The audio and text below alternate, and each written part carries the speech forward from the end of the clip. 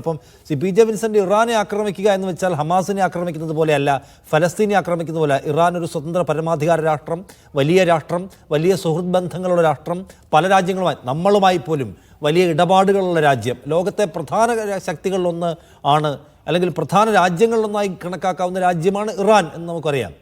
ആ ഇറാനെ ആക്രമിക്കുമ്പോഴും ഇറാൻ ഒറ്റയ്ക്ക് ലോകം മുഴുവൻ മൗനികളായിരിക്കുന്നു, ആക്രമിക്കുന്നവരുടെ ആക്രമണം തുടരുന്നു എന്ന നിലയാണോ ഇപ്പോഴുള്ളത്? ലോകത്തെ ഒരു നിലയ്ക്കും അത് ചലിപ്പിക്കാൻ പോകുന്നതല്ലേ? ഇറാൻ ഒറ്റയ്ക്ക് തെരുവിൽ നിൽക്കേണ്ടി വരുമോ? എന്താണ് താങ്കൾക്ക് തോന്നുന്നത്?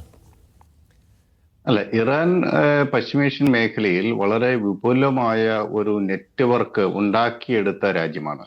മാത്രവുമല്ല, ലോകത്തിലെ വൻശക്തി രാഷ്ട്രങ്ങളായ ചൈനയുടെയും റഷ്യയുടെയും അകമഴിഞ്ഞ പിന്തുണയും ഇറാനുണ്ടായിരുന്നു. ഈ ഏഷ്യൻ മേഖലയിലെ, പ്രത്യേകിച്ച് സൗത്ത് ഏഷ്യയിലെ നിർണായക സൈനിക സാമ്പത്തിക ശക്തിയായ ഇന്ത്യയുമായിട്ട് വളരെ അടുത്ത ബന്ധവും ഇറാനുണ്ട് എന്നുള്ളത് വാസ്തവമാണ്.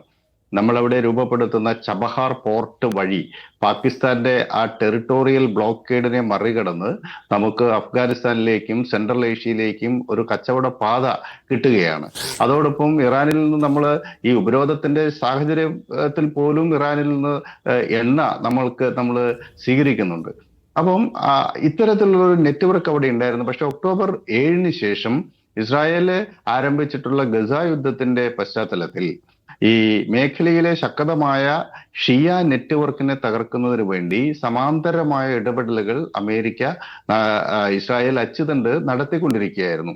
അതിൽ ഹിസ്ബുള്ളയെ നിർണായകമായി അവർക്ക് ഇസ്രായേൽ ദുർബലപ്പെടുത്തി. അതേസമയം ഹൂത്തികൾ ഇപ്പോഴും ചെങ്കടൽ മേഖലയിൽ ശക്തമായ ആക്രമണം നടത്താനുള്ള ശേഷിയുണ്ട് എന്നുള്ളതാണ് അമേരിക്കയെ ആശങ്കപ്പെടുത്തുന്ന പ്രധാനപ്പെട്ട ഘടകം.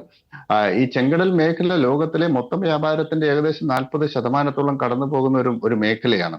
അവിടെ അമേരിക്കയുടെ യുദ്ധക്കപ്പലുകളും അതുപോലെ അമേരിക്കയിലേക്കും ഇസ്രായേലിലേക്കും പശ്ചിമ യൂറോപ്പിലേക്കും ഒക്കെ പോകുന്ന വലിയ കച്ചവട കപ്പലുകളെ, കമേഴ്ഷ്യൽ ഷിപ്പുകളെ ഹൂത്തികൾക്ക് ഇപ്പോഴും ആക്രമിക്കാൻ കഴിയുന്നുണ്ട്. അപ്പോൾ ഈ ഹൂത്തികളുടെ നിയന്ത്രണം ഇറാന്റെ ശക്തമായ പ്രോക്സി എന്ന നിലയിൽ, മതപരമായ ഷിയ സഖ്യം എന്ന നിലയിൽ ബന്ധമുണ്ട്. അതോടൊപ്പം ഇറാന്റെ സൈനിക സാന്നിധ്യവും ഉപദേശവും പരിശീലനവും ഒക്കെ ഹൂത്തികൾക്കുണ്ട്.